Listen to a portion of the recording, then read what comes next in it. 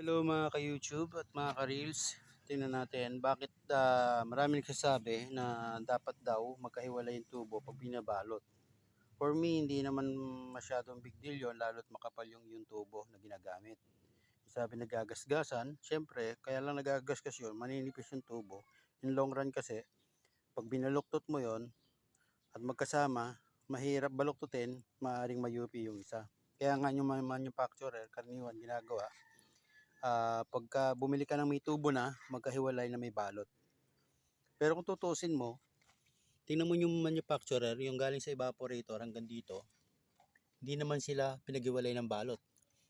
Kaya yung spekulasyon na iba na hindi dapat daw pinagsasama yung tubo, bakit itong evaporator papunta dun sa output magkasama?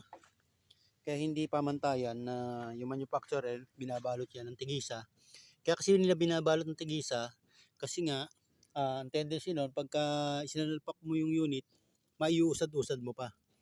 Pero kung ikaw na magkakabit at ikaw ang gagamiwa ng tubo, pwede namang silang magkasama sa isang balot.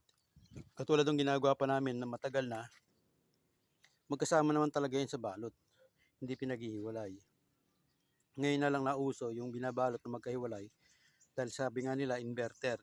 Pero hindi naman doon din proven na kailangan mo silang paghiwalay ng balot. Yan.